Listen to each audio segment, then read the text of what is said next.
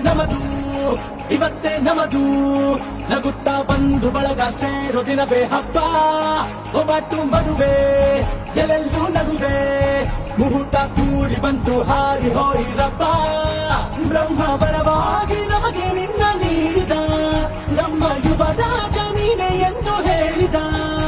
ಶುರುವಾಯ್ತು ಗಟ್ಟಿ ಮೇಳ ಸಡಗರದ ಹಾಸ್ಯ ಲಾಸ್ಯ ಆರಂಭ ಊರೆಲ್ಲ ಚಾಪ